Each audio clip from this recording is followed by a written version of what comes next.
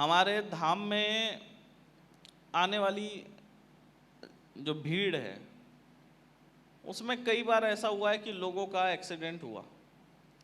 चुनिंदा 4-5 ही हुआ होगा आज तक। अब इतना बड़ा सड़क है, इतना लंबा ट्रैवलिंग है, लोग बाय रोड आते तो स्वाभाविक है रोड पे चलेंगे तो दुर्घटना होने का तो चांस रहता है।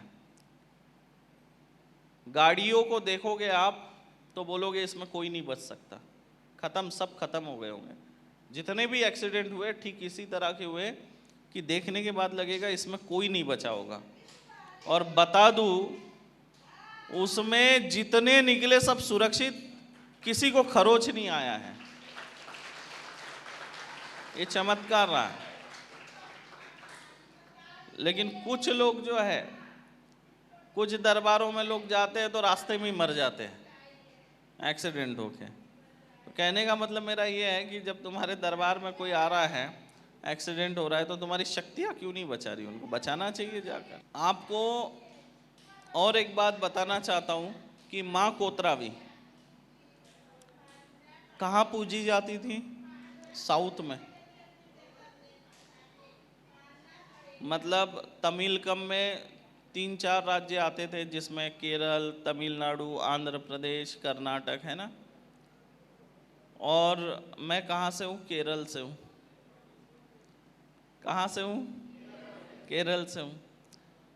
भले मेरा जन्म महाराष्ट्र में हुआ है, पर मेरे पूर्वज जो है, मेरे पिता जो है, मेरा पूरा जो रिलेटिव है वो सब केरल में है। पर मेरा जन्म महाराष्ट्र में हुआ, मुझे मेरी भाषा नहीं आती, ठीक है। तो ये कनेक्शन देखो कहाँ से जुड़ा, 2000 साल पहले जुड़ गया। मतलब माँ कोतरावी का जब प्रभाव था, जब माँ कोतरावी को पूजा जाता था, उस समय मैं भी एक आधा साधक रहा होगा माँ कोतरावी का। और इस युग में माँ ने मुझे चुना कि उनका मंदिर बने। और देखो, भाग्यशाली अपने आप को क्यों समझता हूँ पता है? माँ मातंगी का एकमात्र अगर कोई साधक है इस कलयुग में तो मैं हूं।